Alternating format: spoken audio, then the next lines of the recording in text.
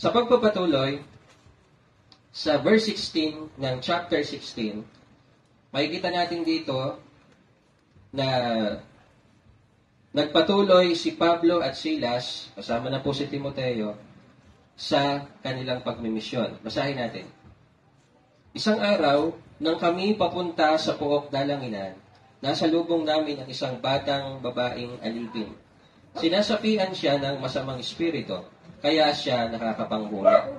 Malaki ang kinikita ng kanyang mga amo dahil sa kanyang panghuhula. Sinundan-sundan niya kami ni na Pablo at sumisigaw ng ganito, ang mga taong ito'y lingkod ng kataas-taasang Diyos. Ipinapahayag nila sa inyo kung paano kayo maliligtas. Marami ng araw na ginagawa niya iyon, kaya't nainis na si Pablo.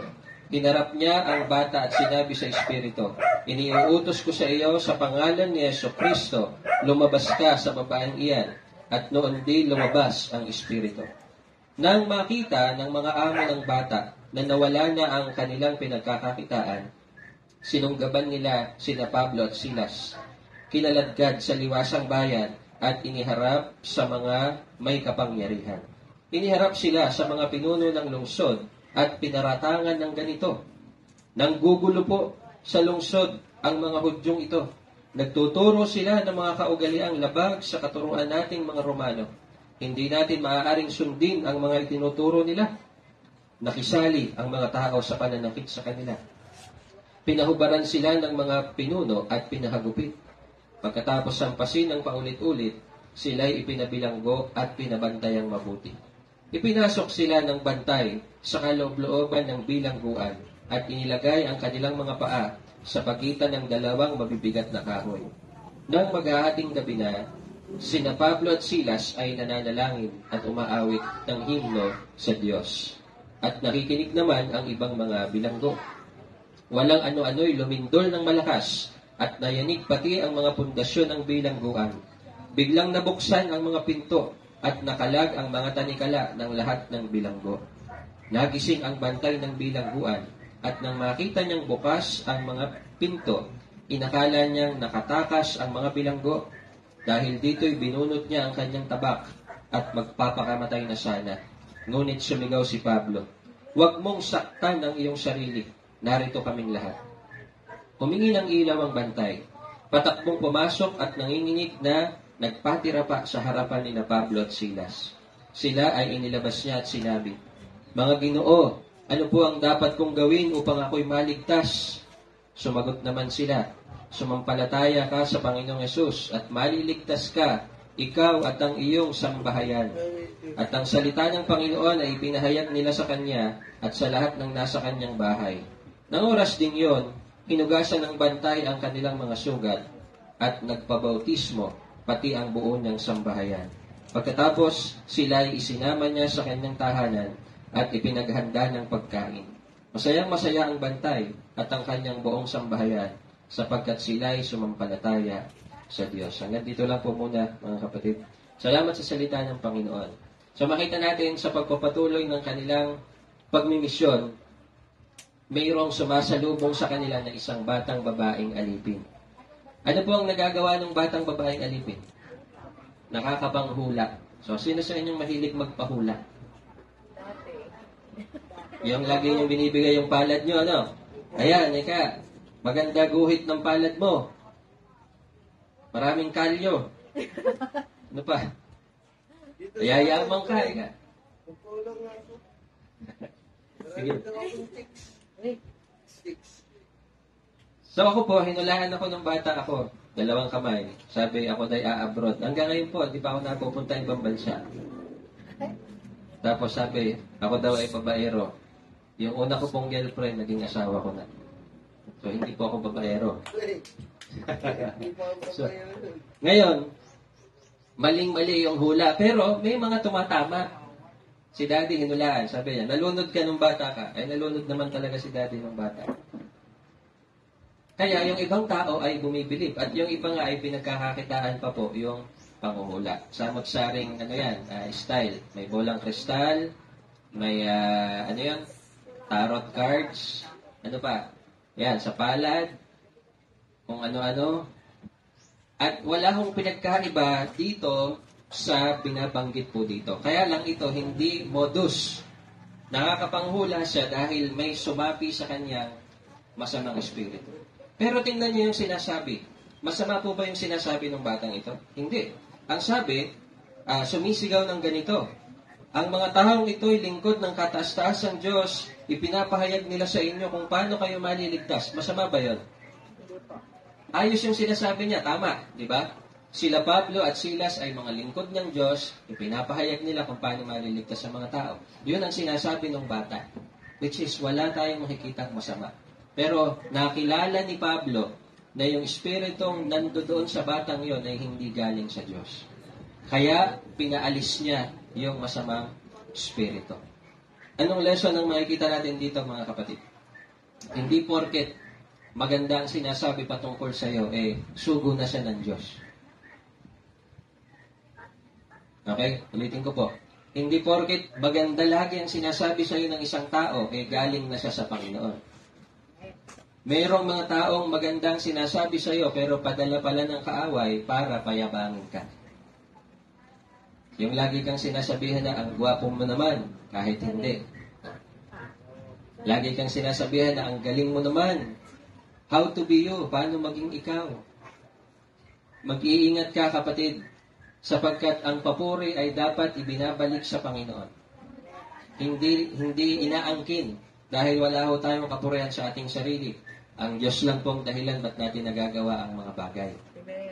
Di ba?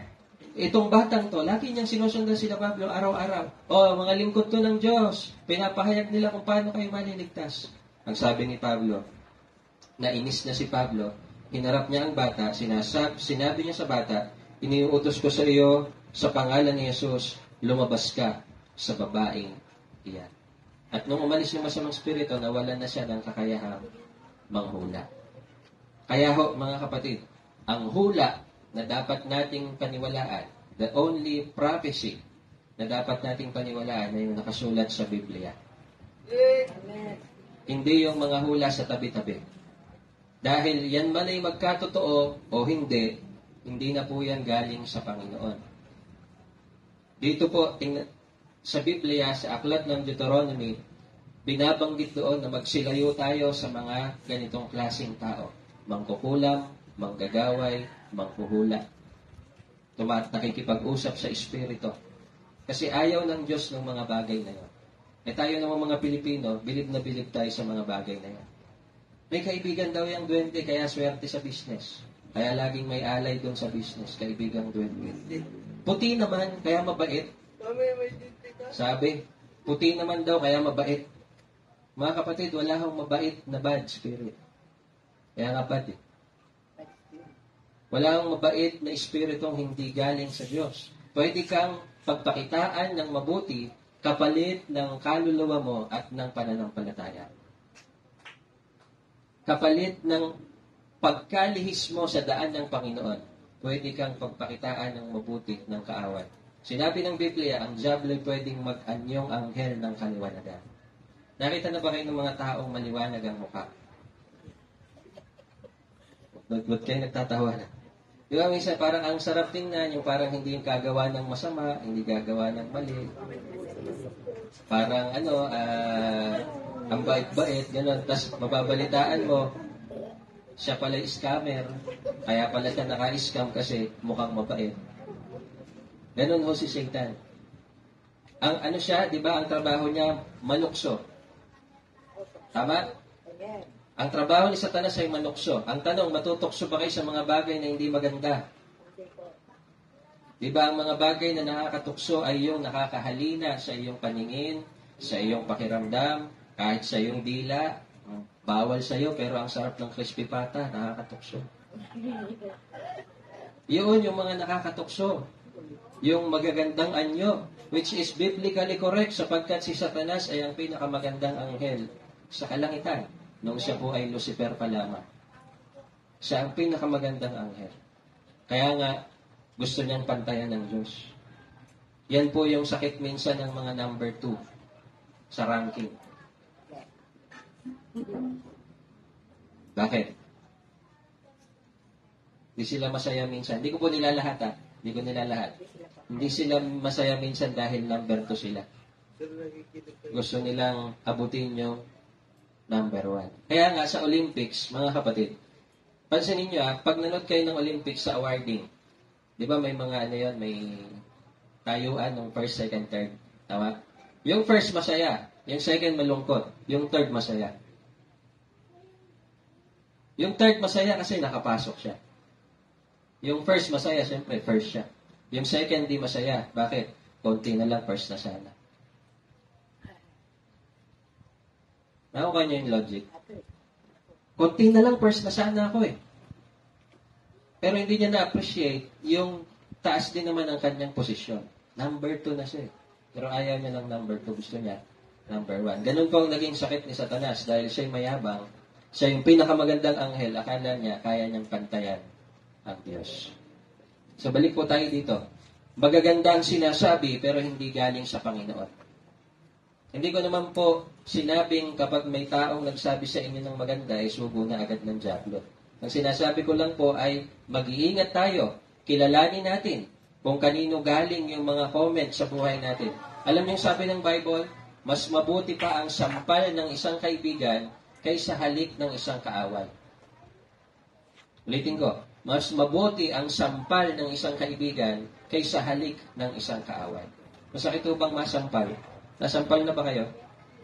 Ako naman. Ang sakit. Ako, nasampal ako ng mami ko eh. Para kang nabibingi. Masakit masampal. Pero kung yung sampal na yon ay sa ikabubuti mo, iharap mo pa yung kabila para pantay. Kasi ikabubuti mo eh. Okay lang. Kaysa naman dun sa halik ng kaaway. Ano yun? Ini-spoil ka, pinapamper ka, binibigay sa'yo lahat ng gusto mo, anong kapalit? Maligaw ka ng landas. Yun po yung halik ng kaaway. Matatandaan ko, paano tinraidor ni Judas ang Panginoong Yesus? Sa pamamagitan ng isang halik. Kasi hindi kilala ng mga huhuli kung sino ba si Jesus. Ang sabi ni Judas Iscariote, kung sino po yung hahalikan ko, siya po, si Jesus. Ano po yun? Banal na halik sa Biblia. Ganun kasi ang batian nila doon. Pagka binabati nila yung mga guro, umahalik sila rito. Hanggang ngayon, sa Israel, kapag nakita niya yung culture nila, ganun pa rin po. So, tayo po ay mag-iingat at kikilalanin natin kung saan galing yung mga naririnig natin. Pero syempre, pag dito sa church, galing sa Panginoon yan. Pagka may nagbe-preach, alam nga naman, hindi ko tanggap ito galing sa demonyo itong sinasabi ni Pastor. Hindi ganon.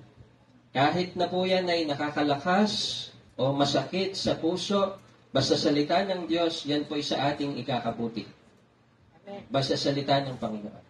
Ngayon po, mga kapatid, nung pinaalis ni Pablo yung masamang espiritu, anong nangyari? Nawala ng pinagkakakitaan yung amo nung mga bata, nung aliping bata pala.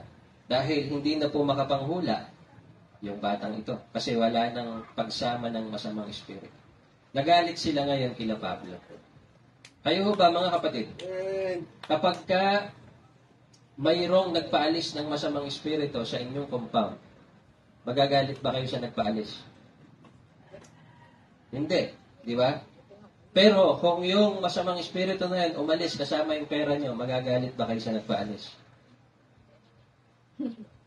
Minsan doon kasi nagkakasubukan pag may involved na pera. Sa mundong ito, kung hindi ka matibay sa pananampalataya sa Panginoon, ang magdadrive lang ng buhay mo ay pera. Kung saan may pera, doon ka. Pag nagpapila sa eleksyon, doon ka. Kasi may pera. Mga kapatid, tandaan nyo ito palagi. Hindi po masama ang pera. Ang pag-ibig sa salapi, yun po ang masama.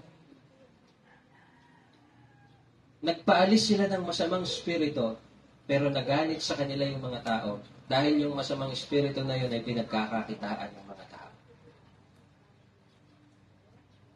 Dito natin makikita, kahit sa sistema ng panahon natin ngayon, mga kapatid, maraming tao na ang Panginoon nila ay pera. hindi ang Diyos talaga ang kanilang Diyos sa buhay. Ang kanilang Panginoon ay pera. Bakit? Yun ang nasusunod sa buhay nila. Yun ang kanilang pinakikinggan. Sabi nga, money speaks, people listen. Pag may pera. Natatandaan ko dati, nakikita ko yung church namin nung bata pa ako sa Facebook. Dati ang dami pong dumadalo doon. Puno. Hindi nga kami magkasya minsan. Ang daming dumadalo. Bakit? Kasi may promise. May promo dati. Bawat bagong dadalo, may grocery. Aba, next week, daming akay ng mga kapatiran. Bakit? Bawat bagong dalo, may uwi-uwing grocery. E ngayon po, ala na yon. Ang natira na lang ay yung mga totoong pumupunta sa church dahil sa Panginoon. Hindi dahil sa pakinabang.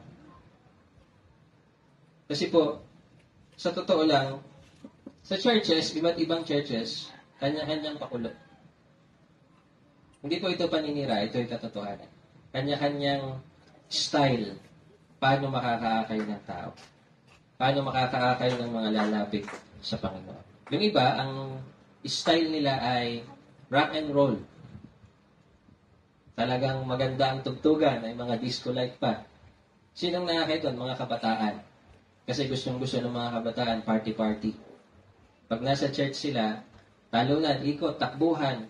Akala mo, may birthday party, pero worship service yun.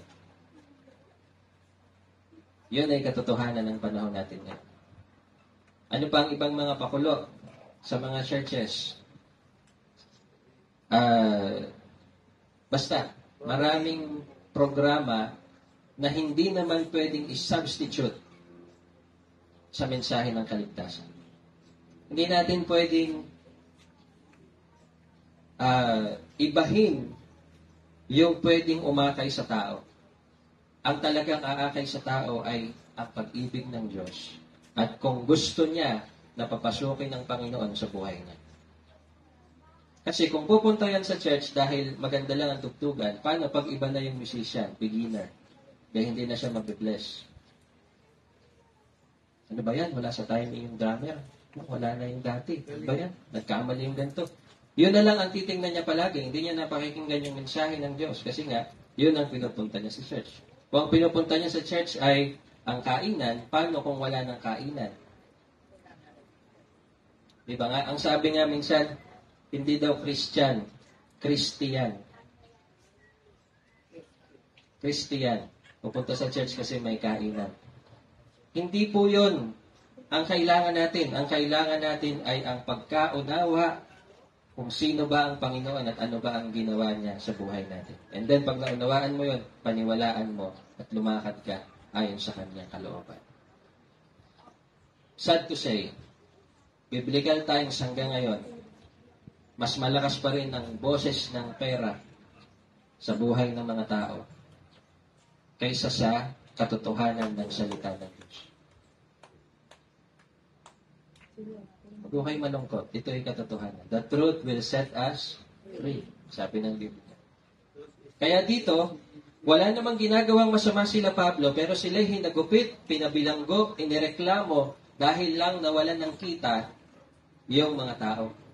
Nawalan sila ng pera, kaya nireklamo nila sila Pablo. Pero hindi po matatalo ang kalooban ng Diyos. Mayroong layunin ng Panginoon bakit sila nakulong. Tama? Nung sila nakakulong na doon, ang sabi, tingnan nyo, parang mga most wanted criminal eh. Saan sila pinakulong? Sa verse 23? Pagkatapos hampasin ng paulit-ulit, sila'y ipinabilanggo at pinabantayang mabuti. Ipinasok sila ng bantay sa kaloob-looban ng bilangguan at inilagay ang kanilang mga paa sa pagitan ng dalawang mabibigat na kahoy. Doon sa pinakakaloob-looban, wala talagang takas, ilang date ang dadaanan nun. Tapos yung paa nila, nilagyan pa ng dalawang mabigat na kahoy. Yung mga sinaunang paraan ng pagde-detain sa mga tao. Siguro nakikita niyo sa mga drawing. Yung kahoy may hulman ng butas para sa paa. Susuot doon, tapos ilalak. Ano ba sila? Ano bang ginawa nila? Nagpalayas ng masamang espiritu. Anong nakamit? Hinagupit at kinulong. Bakit? Dahil nawala ng kita yung mga tao.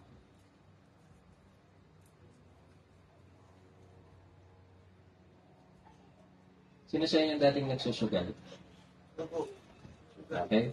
O yung dati po, yung dating nagsusugal. Halimbawa lang po, tayong lahat sa bungero. Halimbawa lang for example, tayo yung mga pinakamalaking tumaya sa sabungan. Pag sumenyas ng ganun. Ano nga yun? 4K, sabi. Pagka ganun tayo yung pinakamalaking tumaya. Tapos, na-born again tayo lahat. Wala nang kita yung sabungan. Kanino kaya magagalit yung may-ari? Doon sa pastor. Bakit? Bakit mo inakay lahat ng sabungero ko? Wala na akong kita. Ang tanong mga kapatid, yung paghinto pa sa bisyo ay mabuti o masama? Mabuti. Pero maraming magagalit dahil mawawalan sila ng kita. Halimbawa, lahat ng nagyoyosi, tumigil na ng pagyoyosi. Magagalit yung gumagawa ng yosi. Bakit? Wala na silang kita. Pero, ang tanong, mabuti ba yung nangyari? Yes. Gumanda yung kalusugan ng mga tao. Hindi na sila nagkakasakit sa baga kasi tumigil sila ng paninigarilyo. Pero magagalit yung mga tindahan, yung mga producer ng ganito. Bakit? Nawalan sila ng kita. Sir, malapit na silang mamatay nasunog na yung bagay nila. Balik po tayo dito. Yun po yung nangyari dito kay Pablo. Natakpan yung mabuting nangyari dahil nawala yung pakinabang sa pera. Pero mayroong pakinabang na inilaan ang Diyos kahit sa masamang nangyari kila Pablo. Habang nandun sila, mga kapatid, mahirap yung kanilang kalagayan. Nandun sila sa kaloob-looban ng bilangguan. Wala naman silang ginawang masama. Tayo nga po, pagka nagsa-self-pity tayo, di ba? Kung ano-anong sinabi nila sa akin, wala naman akong ginagawang masama. Mga ganyan. So, nakaranas niyan. Ang dami ng ganito. Wala naman akong ginawang ganito, ganyan. Ganyan ang nangyari sa buhay ko. Sila Pablo, pwede nilang gawin yon, pero hindi nila ginawa. Instead, ang pinili nilang gawin habang sila'y nasa bilangguan, umawit sila ng himno sa Panginoon. Nagpuri sila sa Diyos kahit sila po'y nakakulong. Nagpuri sila sa Panginoon kahit sila ay nasa pangit na kalagayan. Hindi ko alam kung anong inaawit nila dahil hindi naman nasulat dito. Pero habang sila umaawit, nakikinig yung mga ibang bilanggo. Karamihan doon sa mga bilanggong yon ay totoong nagkasala. Sila Pablo, siguro sila yung ilan sa mabibilang na nakulong pero wala naman talagang kasalanan. Habang sila yung maawit, nakikinig yung mga bilanggo. Hindi natin alam kung anong tumatakbo sa isip ng mga ibang inmates. Ba't kaya kumakanta pa itong mga to ay nakakulong na nga? Ano kaya kasalanan ng mga to? Ba't nandun sila sa kaduluduluhan? Pinakamahirap yung pagkakakulong sa kanila. Tapos kumakanta pa. Hindi natin alam. Baka kumakanta sila ng, "Salamat, Panginoon. Kilala mo ako." At diba gano'n naman talaga? Kahit paratangan tayo ng iba't ibang bagay, kilala naman tayo ng Diyos. Amen. Alam ng Panginoon. Ngayon, habang sila'y kumakanta, hindi sila nag-pray na, "Lord, palayain mo nga kami." Tinanggap nila yung kanilang sitwasyon dahil alam nila na may purpose kung bakit sila nandun.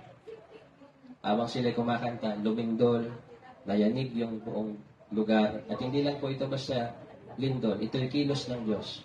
Dahil habang lumilindol, pati yung mga kandado at yung kanilang tanikala ay naaalis. Pambihirang lindol na may dalang susi. Naalis lahat ng kandado at nabuksan lahat ng kulungan. Pati yung mga nakikinig, damay. Laya na kayo. Pero hindi sila umalis, mga kapatid. Nandun lang po sila. Nung makita ng bantay, nabukas na lahat yung bilangguan. hindi niya na alam ang kanyang gagawin, magpapakamatay na lang siya. Bakit po? Masahol pa siguro sa kamatayan ng magiging parusa niya kung hindi niya mahuhuli uli yung mga bilanggo dahil siya yung bantay. Kaya, ang naging choice niya, pakamatay na lang ako. Pero sabi ni Pablo, huwag mong saktan ang iyong sarili, nandito lang kami. What's the next question? Anong susunod na tanong? Hindi niya tinanong, ba't di kayo umalis? Paano kayo nakawala? Paano nabuksan? Hindi eh. Automatic yung event na yon at yung aksyon ng mga lingkod ng Diyos ay nagbigay ng pananampalataya dun sa bantay. Ang sunod niyang tinanong, paano po ako maliligtas? Ilagay niyo po yung sarili niya sa sitwasyon ng bantay. Anong una niyong itatanong? Anong nangyari? Paano nabuksan to? Sino nagpalaya sa inyo? Or kung makita mo yung mga bilanggo, andyan lang pala kayo, magsibalik kayo sa bilangguan. Di ba? Kung kayo yung bantay. Pero hindi. Something glorious happens. Kaya ang una niyang tanong, paano po ako maliligtas? May maluwalhating bagay na nangyari at naramdaman yung bantay. Kaya yun yung kanyang tinanong. Mga kapatid, masarap bulayin ng Biblia, marami kang madidiscover. Anong klaseng lindol? Yung hindi lang basta nagpalaya, kundi nagbigay pa ng pananampalataya doon sa isang hindi naman naniniwala. Napakagaling ng Panginoon. Paraan niya para maligtas yung bantay. Anong sabi ni Pablo? Napakasimple.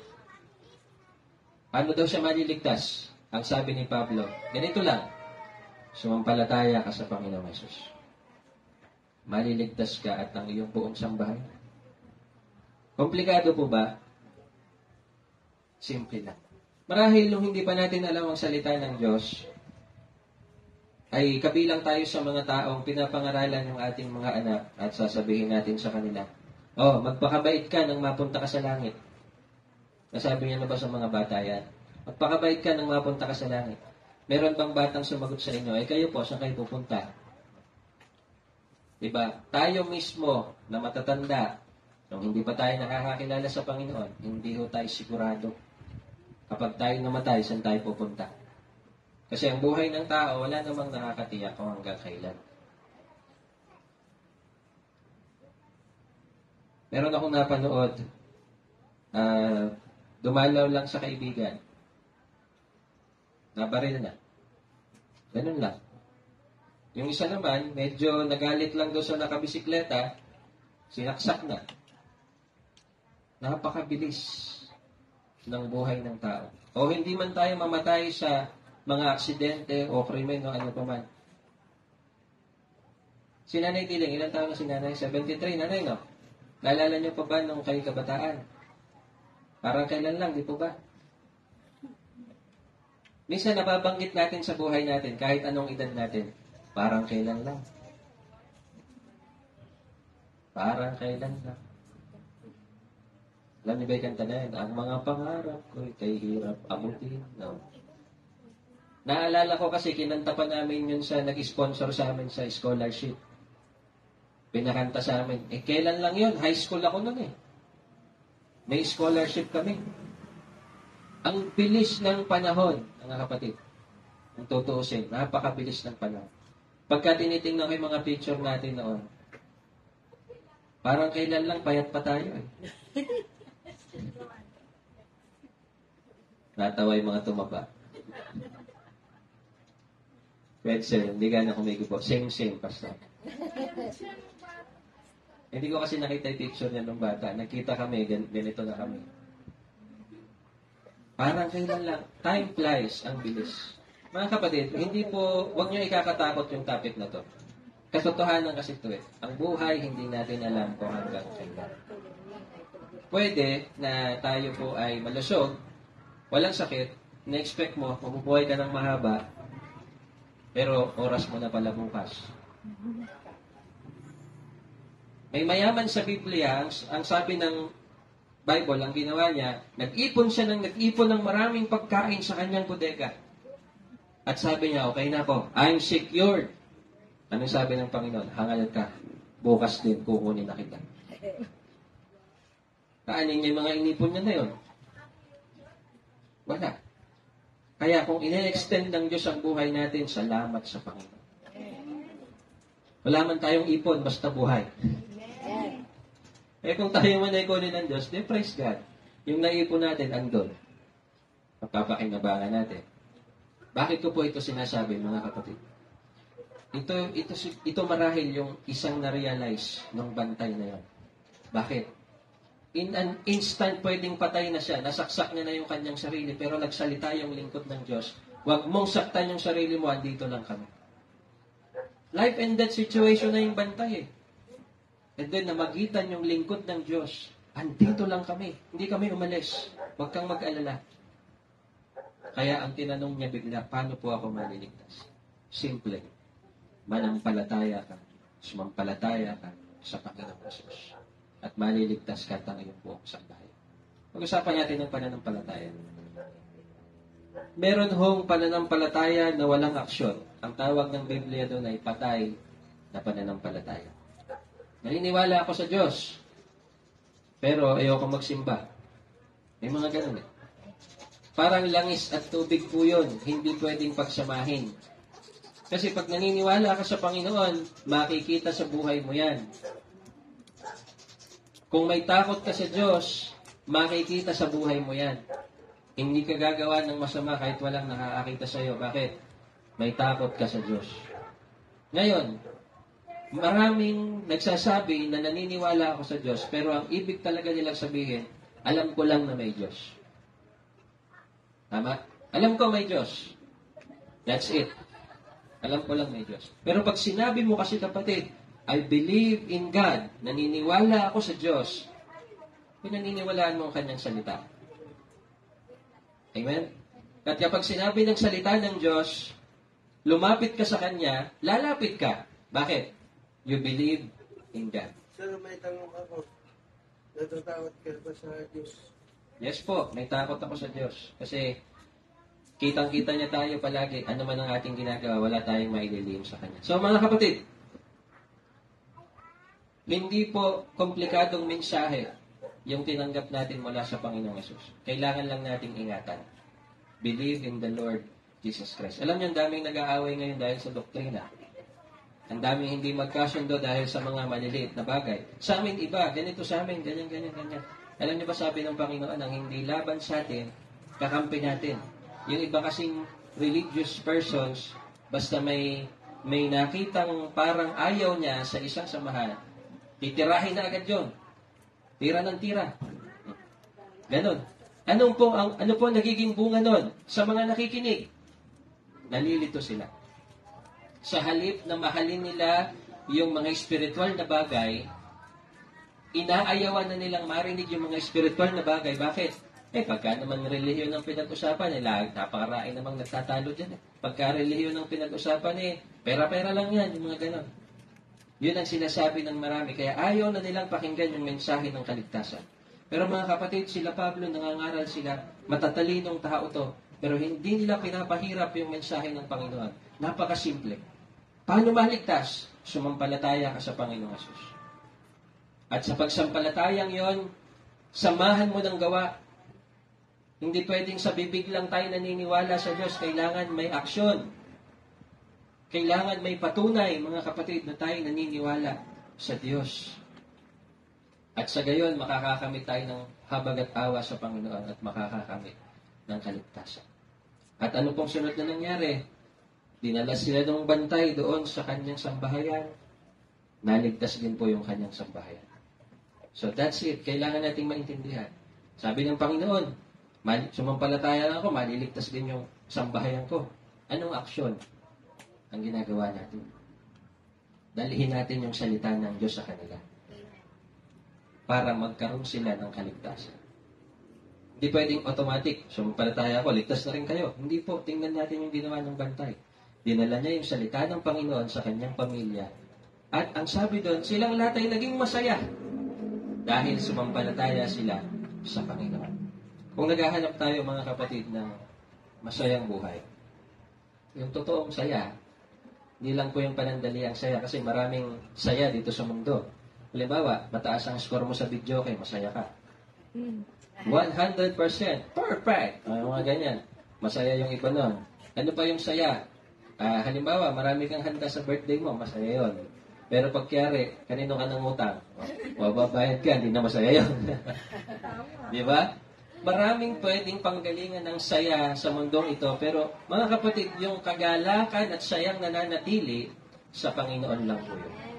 Yung nag-i-stay, yung talagang may kagalakan ka sa buhay, ano man ang mangyari, sa Panginoon lang yun.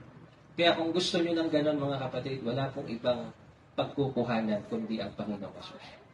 Nasa Kanya yung tunay na kagalakan. Kaya sabi doon, dinala siya, sila Pablo, doon sa kanyang pamilya, at silang natin naging masaya dahil sumampalataya sila sa Panginoon. Mga kapatid, ang buhay ay maraming pagsubok. Katotohanan niya. Nasa Panginoon ka man na wala, may problema. Huwag niyo isipin na kapag nasa Panginoon ka na, walang problema. Meron din po. Pero salamat dahil tinuruan tayo ng Biblia kung paano maging matatag. Hindi basta-basta susuko. Amen? Pag wala tayo sa Panginoon, maraming takbuhan ng mga taong may problema. Barkada, kung ano-ano. Pero hindi nasosolve. Yung iba, susulsulan ka pa para lalo kang magalit. Yung iba, sasabihan ka pa para lalong mag-alab yung damdamin. Lalong nawawala yung kapayapaan mo.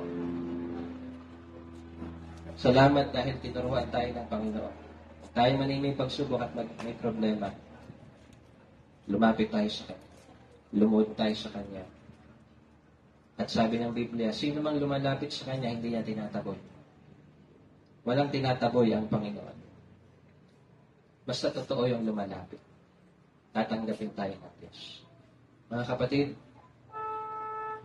minsan sa ating buhay, tayo yung masasalamin natin yung sarili natin dun sa nagbabantay.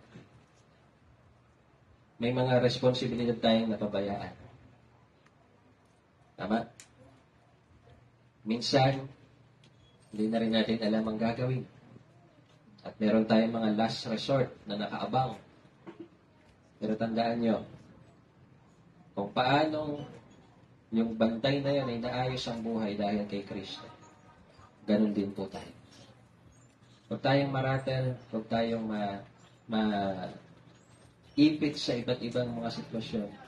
Lagi nating alalahanin. Sabi nga ni Pablo, nandito lang kami. Parang sinasabi rin ng Panginoon sa atin, nandyan lang siya. Hindi siya umaalis sa ating tabi.